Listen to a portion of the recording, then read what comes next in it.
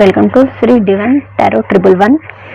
నా ఛానల్ని ఆదరిస్తున్న మీ అందరికీ నా పేరున కృతజ్ఞతలు. ప్లీజ్ అండి, దయచేసి ఈ ఛానల్ని సబ్స్క్రైబ్ మాత్రం చేయడం మర్చిపోకండి. ఇలా రీడింగ్ ఏంటి అంటే కన్నా మీ పర్సన్ మీ గురించి ఏం ఆలోచిస్తున్నారు, థర్డ్ పార్టీ గురించి ఏం ఆలోచిస్తున్నారు, ప్రజెంట్ మీ పర్సన్ ఎలాంటి ఎనర్జీలో ఉన్నారు. Please Angel gratitude, please Angel gratitude, please Angel gratitude, please Angel gratitude. Okay, devil అండి. ఫస్ట్ డెవిల్ చాలా అబ్సెషన్లో ఉన్నారు మీ పర్సన్ అయితే, నెగిటివ్ ఎనర్జీలో ఉన్నారు. ఏంటి అంటే కనుక చాలా అంటే కొంతమంది అయితే బ్యాడ్ హ్యాబిట్స్ కూడా లోన్ అయినట్టు అనిపిస్తుంది మీ పర్సన్. అందుకని చెప్పేసి వాళ్ళైతే ఆ ఎనర్జీ నుండి అయితే బయటికి రావడానికి ఆలోచిస్తున్నారండి. సో మీ గురించి ఏమనుకుంటున్నారు? Please Angel gratitude, please Angel gratitude. Me person me 3 times తలుచుకోండి.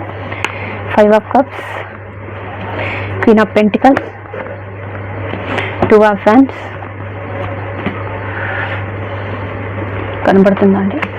2 of Wands, The Star.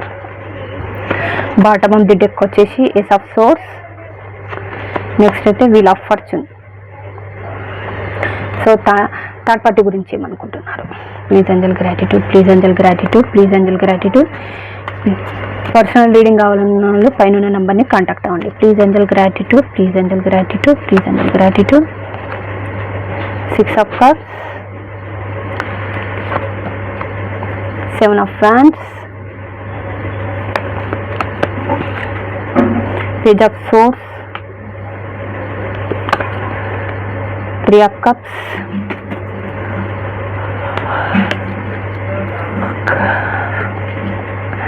bottom of the 10 of Wands.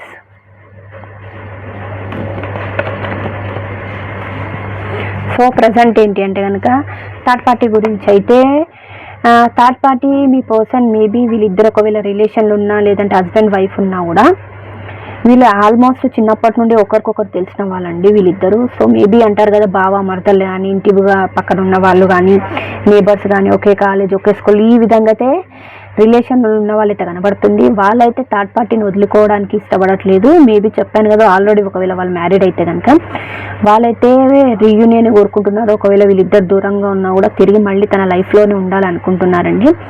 So ఏంటంటే వాళ్ళతో హ్యాపీగా ఎంజాయ్ చేయాలి, మీన్స్ పబ్స్ కానీ లేదు అంటే కనుక పార్టీస్ కానీ ఒక హ్యాపీ మూమెంట్ గడపాలి అని అనుకుంటున్నారు. వాళ్ళతోనైతే ఈ రిలేషన్ వాళ్ళది వీళ్ళిద్దరి మధ్య ఏదైతే రిలేషన్ ఉందో దాని గురించి అయితే యాక్షన్ తీసుకోవాలి, ఎలాగైనా నిలబెట్టుకోవాలి.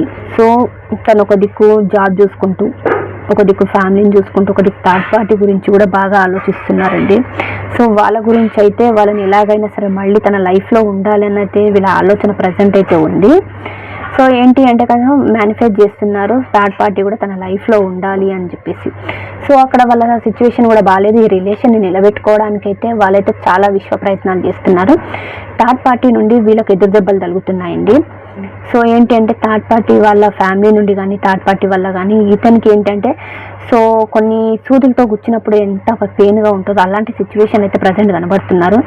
అయినా మీ పర్సన్ అయితే వాళ్ళని వదులుకోవడానికి ఇష్టపడట్లేదు. మేబీ చెప్పాను కదా కొంతమంది సిచ్యువేషన్స్ ఏవైనా కానీ వాళ్ళనైతే వదలాలనుకోవట్లేదు.